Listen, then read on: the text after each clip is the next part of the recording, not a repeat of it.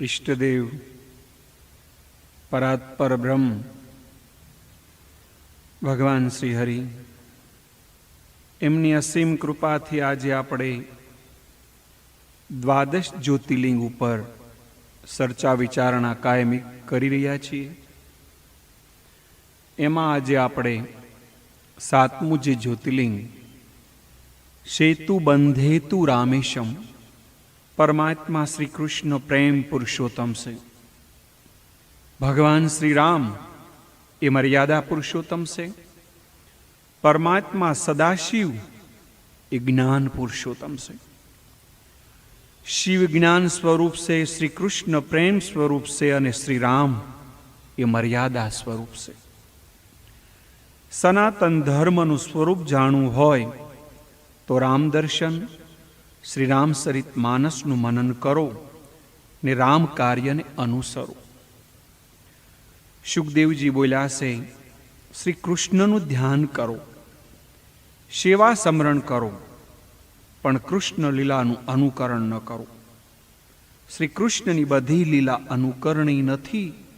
श्री राम जे करे ते करो अने श्री कृष्ण करे ते करवानुं नथी, कहे ते करवानुं से। जगतनु आकर्षण श्री कृष्ण से, गोपी प्रेम भगवाननु आकर्षण से। आथी भगवाने गोपीओनुं माखण छोर्युं से। श्री कृष्ण लीलाना अनुकरणमां छोरी न थाय।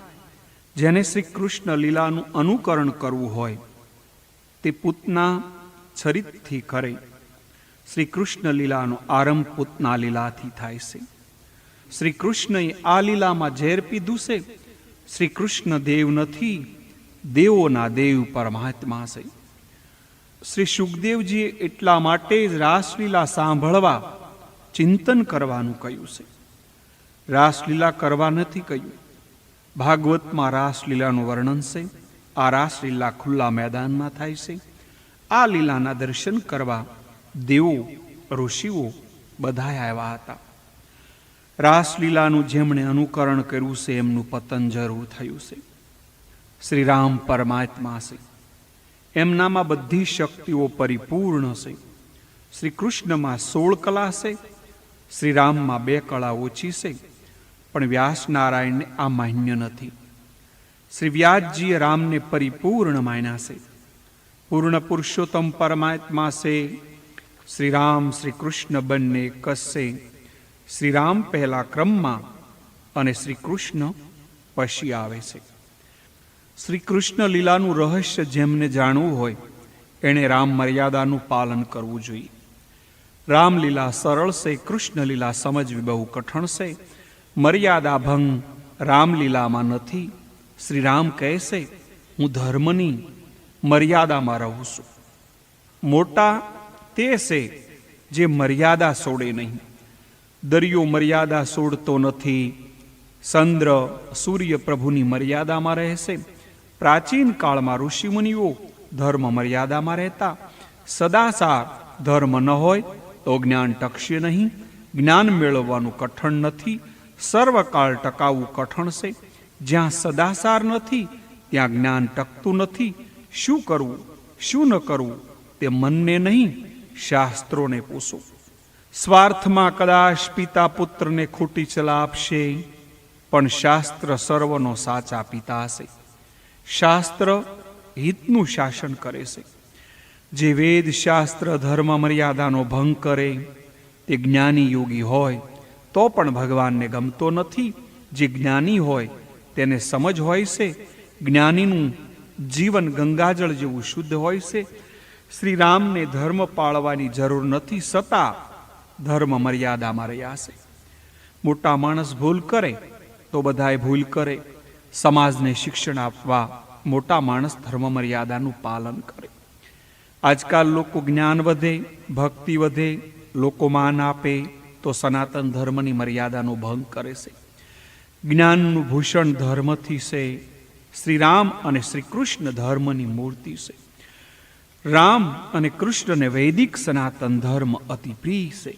आ भगवान धर्म मर्यादा रक्षवा आवेला छे। ते धर्म भंग करवा नहीं। धर्म એ ભગવાનનું નામ છે। ધર્મ ક્યારેય છોડશો નહીં. સનાતન ધર્મમાં જે સાધુ મહાત્માઓ થયા એટલા કોઈ ધર્મમાં થયા નથી. આપણો ધર્મ સર્વથી શ્રેષ્ઠ છે. ભગવાન સનાતન ધર્મનું રક્ષણ કરવા અવતરે છે. શ્રીરામ સર્વ સદગુણ સંપન્ન છે. સીતારામમાં કોઈ દોષ નથી. બંને પૂર્ણ નિર્દોષ છે. વાલ્મીક રામાયણમાં સીતારામને નિર્દોષ અને સર્વગુણ સંપન્ન કયા છે, પૂર્ણ નિર્દોષ કયા છે. સદાશિવ સતીને રામકથા સંભળાવે છે. રામ સર્વ સદગુણોના સમુદ્ર છે. રામના ગુણોનું વર્ણન કરી શકતો નથી. તેથી રામ રામ જેવા છે એમ કહ્યું. જેમ દરિયો દરિયા જેવો કયો એમ રામ રામ જેવા છે એમ કહ્યું. માતૃ પિતૃ ભક્તિ રામ જેવી ક્યાંય નથી. બંધુ પ્રેમ, સદાચાર, સંયમ, ધૈર્ય, આદર્શ્ય, એક પત્નીવ્રતા, આ દિવ્ય સદગુણો એક સાથે રામમાં પરિપૂર્ણ છે. સામાન્ય રીતે આવા સદગુણો એક સાથે ક્યાંય આપણને જોવા નહીં મળે. ભગવાન ક્યાં જીવ ઉપર અતિ કૃપા કરે છે. તીર્થ, યજ્ઞ, ગરીબોને જમાડે, આ બધાય પૈસાના ખેલ છે. ભગવાનને મન તેનું મહત્વ નથી. જે માતા પિતાની અનન્ય ભાવે સેવા કરે, વૃદ્ધ માવતરની સેવા કરે, તે મહાપુણ્ય છે. ઘણાય મંદિરમાં તો દર્શન કરે પણ ઘરમાં વૃદ્ધોને અનાદર કરે છે, સામો જવાબ આપે છે. આવાનું ભગવાન મોં જોતા નથી. જે માતા પિતાની પૂજા કરતા નથી, જેની સેવા કરતા નથી, એની સેવા પ્રભુ લેતા નથી. માતા પિતા પ્રત્યક્ષ દેવ છે. હું સ્વતંત્ર નથી, માતા પિતાને આધીન છું એવો નિશ્ચય કરો. બહુ ભણેલાને, પરદેશમાં રખડનારાને ડોશીમાં પાસે બેસવું ગમતું નથી. આવાને પત્ની કહે તો જરૂર ઊભો રહે. માતા પિતા પ્રત્યક્ષ દેવ છે. જે માતા પિતાની સેવા કરે છે તે જીવ પ્રભુને વાલો છે. વૃદ્ધોનું દિલ દુભાય તો શાપ નીકળે છે. વૃદ્ધનું હૃદય વેદનામાંથી શાપ નીકળે છે. માતા પિતામાં જેને વિશ્વાસ નથી તેને ભગવાનમાં પણ વિશ્વાસ થતો નથી. આમ તો ભગવાનમાં વિશ્વાસ કરવો કઠણ છે, જ્યારે માતા પિતા તો પ્રત્યક્ષ છે. કઈની આજ્ઞા અયોગ્ય છે. નિર્દોષ રામને વનવાસ આપ્યો, ભરતને ગાદી, પણ રામને વનવાસ કેમ? પણ શ્રી રામે પૂછ્યું નથી કે પોતાને વનવાસ કેમ. પ્રભુએ માતૃ પિતૃ ભક્તિનો આદર્શ આપ્યો છે. માતા પિતા ગુરુ આમ આજ્ઞાનો ક્રમ છે. માતૃદેવો ભવ, પિતૃદેવો ભવ, આચાર્ય દેવો ભવ.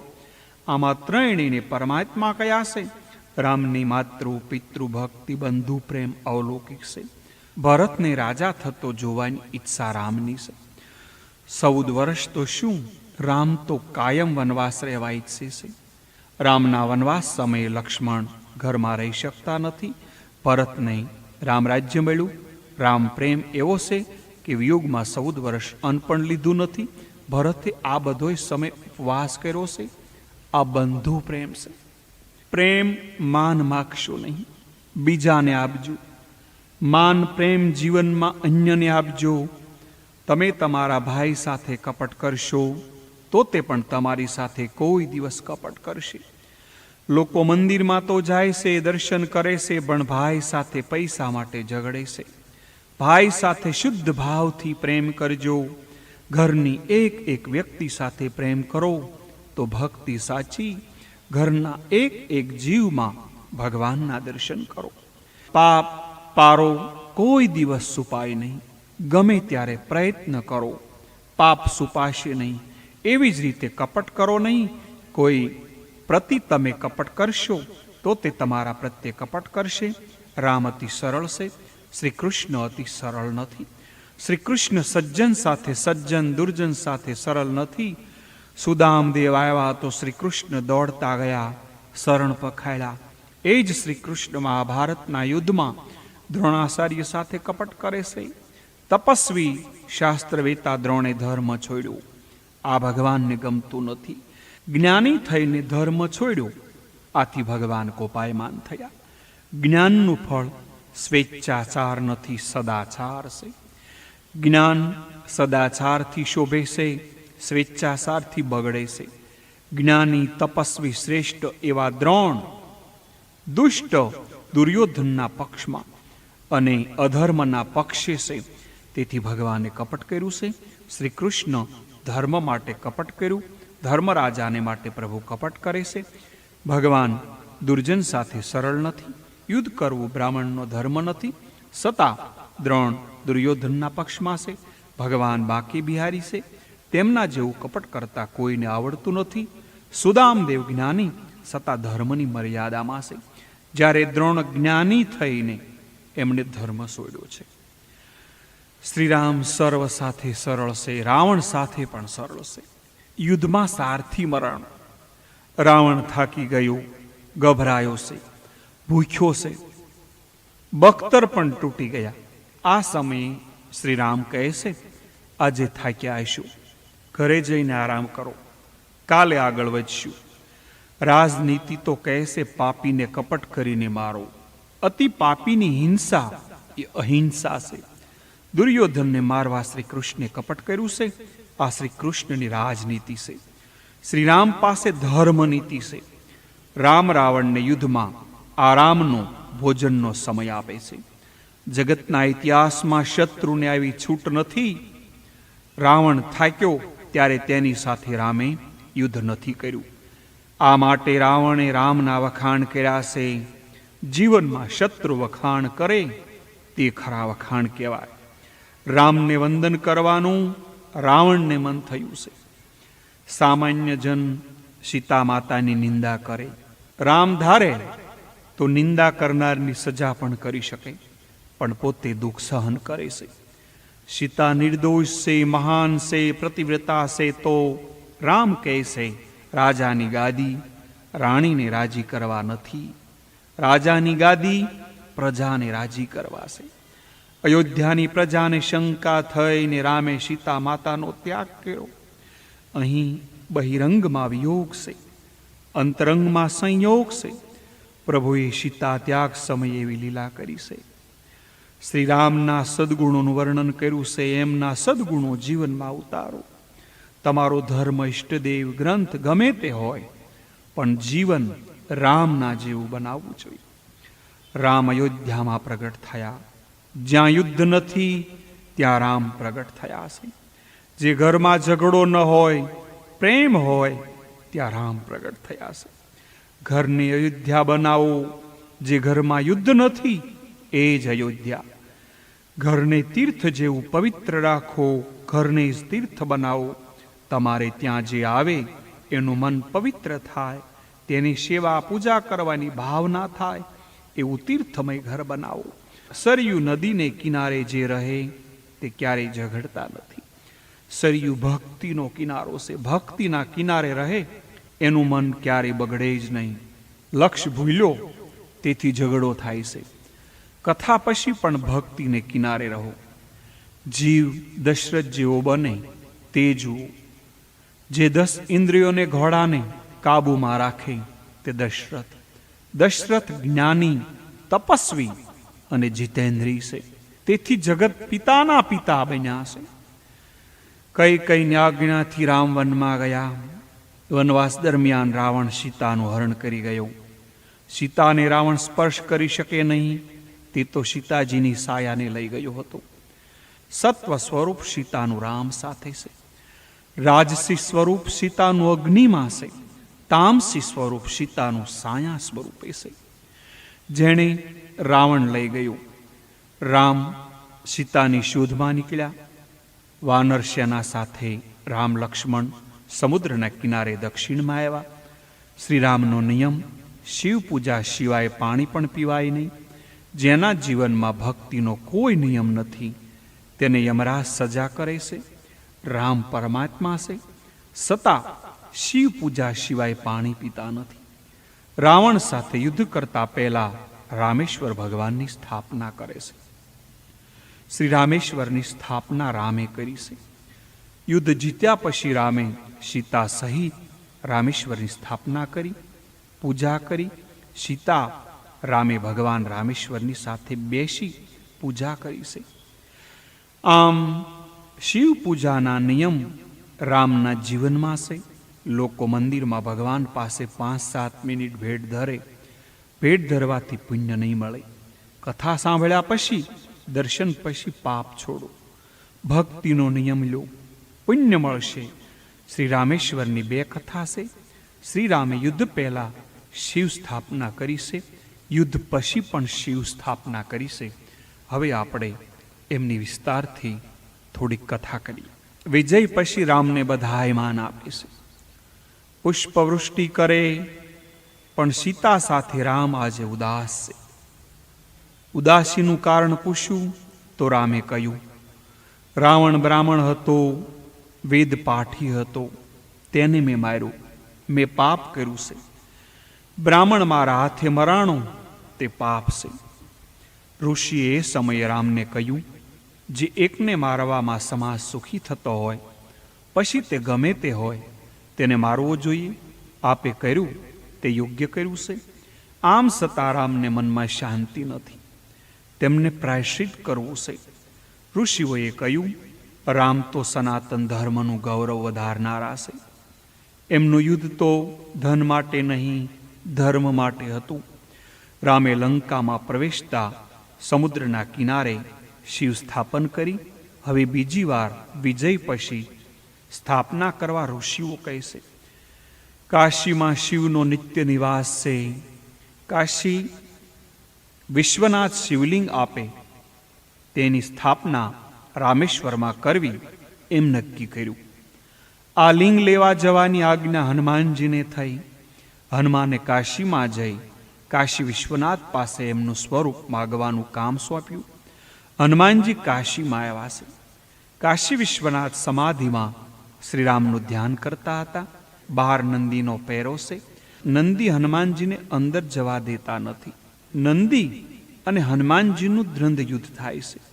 નંદી બળવાન છે, નંદી બળવાન છે એનું કારણ તેની આંખ શિવમાં સ્થિર છે. શિવ દરબારમાં ગમે તે આવે, પણ નંદી કોઈને આંખ આપતા નથી. નંદીની આંખ તો ભગવાન શિવમાં જ સ્થિર છે. બીજી બાજુ રામેશ્વરમાં દરિયા કિનારે હનુમાનજીની રાહ જોવાઈ રહી છે. સમય વ્યતીત થાય છે. સીતા સમુદ્રની રેતી લાવ્યા.